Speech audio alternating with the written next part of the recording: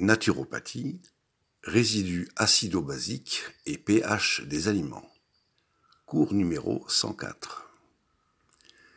Commençons d'abord par la notion du pH. Il s'agit d'une mesure de l'alcalinité ou de l'acidité d'une solution. En fait, une solution peut présenter une ou l'autre des trois caractéristiques suivantes. Elle peut être acide, neutre ou alcaline. C'est le pH de la solution qui déterminera son acidité, sa neutralité et son alcalinité. La notion de pH a été déterminée par Sorensen en 1909. Elle a donc plus d'un siècle. Techniquement, elle se définit comme suit. Le pH est le logarithme de l'inverse de la concentration des ions d'hydrogène d'une solution. Les lettres pH signifient potentiel hydrogène. Il faut savoir que le pH se mesure sur une échelle allant de 0 à 14. Une solution dont le pH est 0 est la solution la plus acide que l'on puisse trouver. Une solution dont le pH est de 14 est la solution la plus alcaline que l'on puisse trouver. Une solution dont le pH est de 7 est une solution neutre. Les experts en la matière diront alors que cette solution neutre contient autant d'ions d'hydrogène H+, que d'ions d'hydroxyde OH-. Voici l'illustration de l'échelle du pH, maintenant à l'écran. Si l'on part du chiffre 7, le point de la neutralité, une telle solution n'est ni acide ni alcaline, et qu'on se dirige vers la gauche, la solution devient de plus en plus acide. Ainsi, une solution dont le pH est de 5 est moins acide qu'une solution dont le pH est de 3. Si l'on part du chiffre 7 et que l'on se dirige cette fois vers la droite, la solution devient de plus en plus alcaline. Ainsi, une solution dont le pH est 9 est moins alcaline qu'une autre dont le pH est de 12. Il faut ajouter ici qu'aux deux extrémités de l'échelle du pH, on trouve des solutions les plus corrosives. Une solution dont le pH est 0 est notamment aussi corrosive pour la peau qu'une solution dont le pH est de 14. Dans la définition du pH, on a souligné un aspect logarithmique. Ceci signifie que le degré d'acidité ou d'alcalinité entre chaque unité de pH est 10 fois plus grande ou 10 fois moins grande selon le sens vers lequel on se dirige. Ainsi, une solution dont le pH est de 3 est 10 fois plus acide qu'une autre solution dont le pH est de 4. De la même façon, une solution dont le pH est de 10 est 10 fois plus alcaline qu'une autre solution dont le pH est de 9. Donnons maintenant quelques exemples de pH de certains aliments. Le jus de lime, donc le citron vert, 2.4. Le jus de citron, 2.10. Le jus d'orange, 3.76. La tomate, 4.24. La banane, 5.12. La carotte, 5.97. Le melon canteloup, 6.52. Voici maintenant le pH de certains liquides présents dans l'organisme. Le sang veineux, 7.35, le sang artériel, 7.40, le liquide extracellulaire, 7.35, le liquide intracellulaire, 6.80, la salive, 7.20, le suc gastrique, 2.0, et le suc pancréatique, 8.80. Voici quelques autres exemples généraux. Le vinaigre, 2.80. Les boissons gazeuses, 3.0, l'eau de pluie, 6.20, le lait, 6.50, de l'eau pure, 7.0, et l'eau de mer, 8.50. Le pH du sang ne peut pas varier d'une façon considérable. Il doit se situer dans une marge assez étroite allant de 7.35 à 7.45. Pour maintenir ce pH sanguin dans cette étroite marge, l'organisme dispose d'un certain nombre de mécanismes. le système tampon, la régulation respiratoire, la régularité rénale et la régulation par échange d'ions entre le secteur intracellulaire et le secteur extracellulaire. Il est possible de faciliter le jeu de ces mécanismes en choisissant de consommer surtout des aliments dont le pH n'est pas trop acide. Un faible degré d'acidité des aliments n'est pas le seul moyen de lutter contre l'acidification. Il serait plus juste de dire ici contre une trop faible alcalinité de l'organisme. Un autre mécanisme, plus important encore, est celui du résidu acido-basique que laissent les aliments dans l'organisme. Les résidus acido-basiques. Les aliments ont leur pH et il faut en tenir compte, comme nous le verrons plus loin. Cependant, ils présentent également un résidu acido-basique. Ceci signifie qu'ils laissent dans l'organisme un résidu acide ou alcalin qui exerce une action marquée sur le fonctionnement de l'organisme. La notion de résidu acido-basique des aliments est connue en diététique conventionnelle, mais on y porte peu d'intérêt. Il s'agit pourtant d'une notion importante. D'une façon générale, les viandes, les volailles, les poissons, les volailles et les poissons appartiennent à la famille des viandes. Les abats, les fruits de mer laissent un résidu acide dans l'organisme. Il en va ainsi des céréales, des farines, de certaines légumineuses, des fromages et des œufs. Les fruits, du moins pour la très grande majorité, les légumes, certaines noix, coco, amandes, châtaignes et certaines légumineuses laissent un résidu alcalin. Quant aux matières grasses, beurre, huile végétale, etc., et aux sucres et sirops, ils laissent un résidu relativement neutre. Voici quelques chiffres sur le résidu acido-basique des aliments. Figues séchées, 43,7. Raisins secs, 25,3. Amandes, 13,5. Carottes, 10,2. Tomates mûres, 8,3. Citron, 7,7. Melon cantaloupe, 7,5. Orange, 7,1. Pamplemousse, 6,4. Banane, 6,0. Pomme, 2,2. Riz blanc, moins 7,8. Arachide, moins 10,6. Blé, moins 10,9. œufs, moins 11,0. Bœuf, moins 11,0. Poulet, moins 14,0. Lentilles, moins 16,0. Et germes de blé, moins 20,0. Le signe moins devant le chiffre du résidu indique que celui-ci est acide. C'est la composition même des aliments qui justifie ce résidu. Si les viandes laissent un résidu acide, c'est qu'elles sont riches en éléments qui se trouvent à droite du tableau de la classification périodique des éléments. Il s'agit notamment d'azote, de phosphore, de soufre et de chlore. Si les fruits et les légumes laissent un résidu alcalin, c'est qu'ils sont surtout composés des éléments qu'on trouve à gauche du tableau de classification périodique des éléments, c'est-à-dire le calcium, le magnésium, le potassium et le sodium. Cette notion d'aliment à résidu acide ou alcalin peut être illustrée en utilisant l'exemple d'une balance.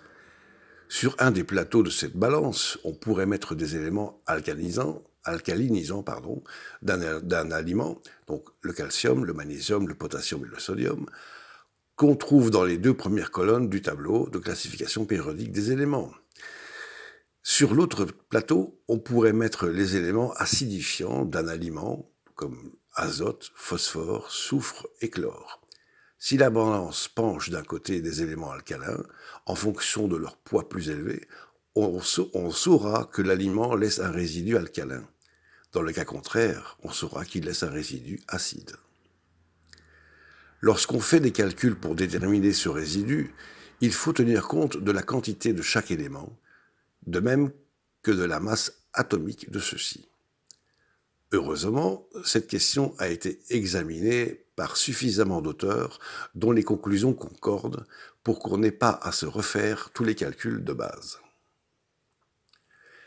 Une variante de ces calculs est fournie par l'indice PRAL, Potential Renal Acid Load. Cet indice détermine la charge acide rénale potentielle d'un aliment. L'urine peut donner la mesure de cette charge. Son unité est le milli-équivalent, M grand E petit q. L'indice PRAL donne les chiffres contraires à ceux du résidu acide ou alcalin d'un aliment. Tout ce qui est au-dessus de 0 montre un excès d'acide. Tout ce qui est en dessous de 0 révèle un excès alcalin. Ainsi, l'indice PRAL de la figue séchée est de moins 14,1. Il s'agit donc d'un aliment qui laisse un fort résidu alcalin. Par contre, les lentilles ont un indice de 5,4. Elles laissent donc un résidu acide. L'indice PRAL a été mis de l'avant par le docteur Thomas Remer. Comme il mesure la charge acide rénale potentielle, si cette charge augmente, indice positif, c'est que l'aliment laisse un résidu acide. Si elle diminue, indice négatif, l'aliment laisse un résidu alcalin. L'indice de PRAL a donc un sens contraire à celui du résidu acido-basique des aliments. Il me semble cependant moins précis que ce dernier, puisqu'il suppose que l'organisme rejette ce résidu dans l'urine. Dans le cas d'un aliment qui laisse un résidu alcalin, l'organisme ne rejette pas nécessairement celui-ci, mais l'organisme le fait plus volontiers dans les cas d'un résidu acide. Quoi qu'il en soit, les deux indices concordent relativement bien. On peut donc utiliser aussi bien l'un que l'autre.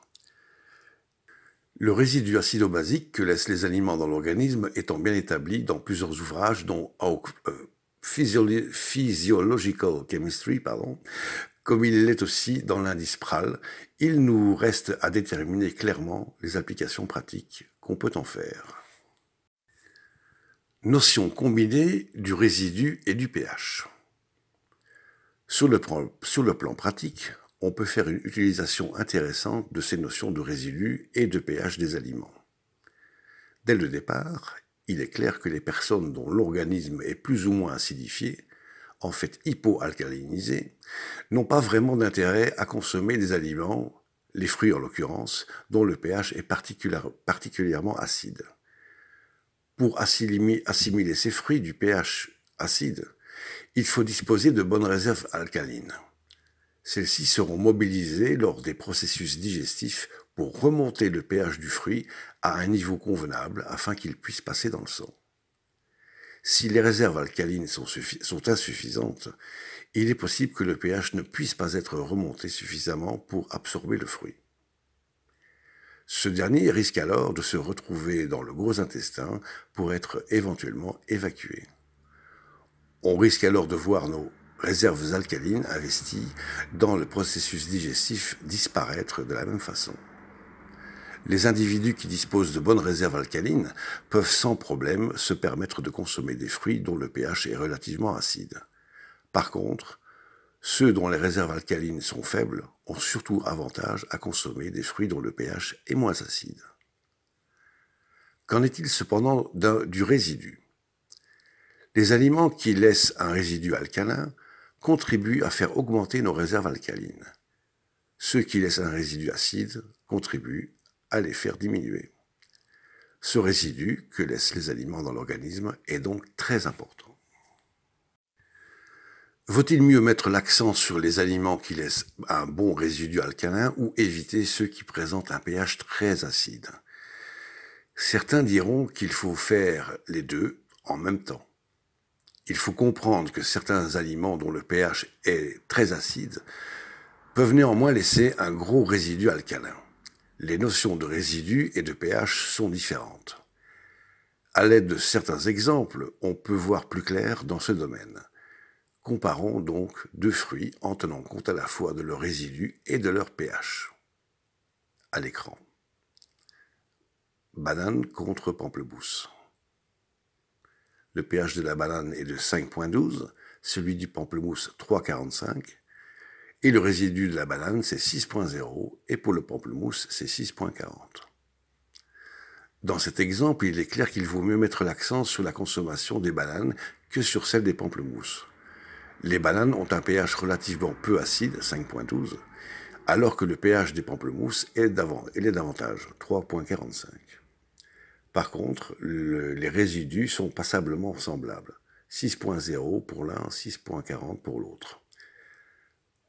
Avant qu'un aliment puisse passer dans le sang, son pH doit, grâce au processus digestif, devenir assez proche de celui du sang. Il est beaucoup plus difficile de monter à 7,4 le pH du pamplemousse que celui de la banane. Par conséquent, on dira ici que la consommation de ce dernier fruit est nettement plus avantageuse que celle du pamplemousse. Voyons un autre exemple à l'écran. Orange contre pomme. Dans ce cas, le pH de ces aliments est relativement semblable, même si l'avantage va dans le sens de l'orange. D'autre part, le résidu diffère assez considérablement. Il est en fait 3 fois plus élevé dans le cas de l'orange. Il est donc clair que la consommation de l'orange est plus avantageuse que celle de la pomme lorsqu'on tient compte à la fois du pH et du résidu. Les chiffres: pH de l'orange 3,9, celui de la pomme 3,55, résidu de l'orange 7,10, celui de la pomme 2,20. Et voici encore un troisième exemple. Tomate contre melon canteloup. pH de la tomate 4,24, celui du canteloup 6,52. Les résidus pour la tomate 8,30 et pour le canteloup 7,50. Dans ce cas, il est clair que la consommation du melon canteloup est plus avantageuse. Bien que le résidu de la tomate soit un peu plus élevé que celui du canteloup, le pH du premier fruit est nettement plus acide. Il est donc préférable de mettre l'accent sur la consommation des melons canteloup si l'on est aux prises avec un problème d'hypoalcalinité. Si ce problème n'existe pas, parce qu'on dispose de bonnes réserves alcalines, on peut même se permettre de consommer des citrons avec avantage. Bien que leur pH soit très acide, 2,10, les citrons laissent quand même un résidu alcalin évalué à 7,70. Le citron, lorsqu'il est bien neutralisé dans l'intestin, contribue donc à accroître les réserves alcalines. Cependant, si nos réserves alcalines sont très basses, mieux vaut éviter la consommation du citron. Conclusion. Une personne acidifiée, ou plus précisément hypoalcalinisée, devrait donc choisir correctement ses aliments pour corriger sa situation. Le bon choix suppose qu'elle tienne compte à la fois du pH des aliments et de leurs résidus. Dans son cas, il est clair qu'elle devra consommer peu de viande ou d'autres aliments qui laissent un résidu acide. Elle pourra mettre l'accent sur les fruits peu acides et les légumes puisque ces deux catégories d'aliments contribuent à refaire les réserves alcalines. Fin de ce cours.